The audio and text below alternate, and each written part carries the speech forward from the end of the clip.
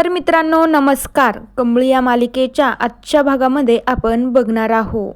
त्यानंतर इकडे प्रिन्सिपल सरांच्या ऑफिसमध्ये प्रिन्सिपल सर, इतर स्टुडंट, निंगी, कंबळी आणि ऋषी मात्र तिथे असतो. तर अनिका चिडतच येते आणि म्हणू लागते की सर मला कळत नाही आपण का तिचं इतकं कौतुक करतो, तिच्यासाठी टाळ्या वाजवतो का, तर तिने ते ब्लड कॅम्प म्हणजेच रक्तदान शिबिर केलंय त्याच्यामुळे तिच्यासाठी इतकं कौतुक करायचं का.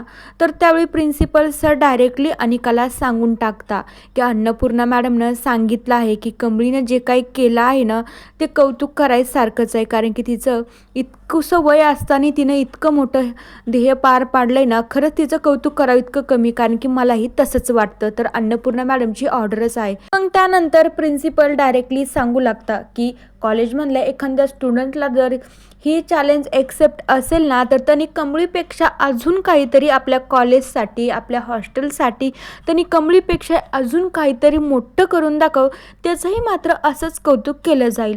तर त्यावेळी अनिका एका मिनिटासाठी काहीच बोलत नाही. ती शांत बसते. कुठे ह्या कंबळीच्या नादी लागू आणि काय करू, पण तिच्या डोक्यामध्ये ना कंबळीबद्दल खूप मोठा राग असतो. त्यामुळे ती शांत बसते. तर ऋषी म्हणू लागतो काय गं आता काय झालंय, तुझी बोलती बंद झाली का, तुला हे जमणार नाही का. तर अनिका खूप मोठ्याने म्हणते मला ना हे चॅलेंज एक्सेप्ट आहे. तर त्यावेळी कंबळी तर हसतच असते. निंगी पण आश्चर्याने बघू लागते. ऋषीला तर माहीत असतं ही मुलगी कोणतंही काम करायला जाते आणि उलटं पालटच करून ठेवते, कारण की हिच्याकडून काहीच होऊ शकत नाही. ही फक्त दुसऱ्याचा अभिमान करण्यातच एक नंबर ओनर आहे. दुसरीकडे राजननं इकडं त्याच्या गौरीच्या आणि त्याच्या फोटोवरून त्याच्या मोठ्या मुलीचं स्केच काढून घेण्यासाठी एका माणसाला बोलवलेलं असतं.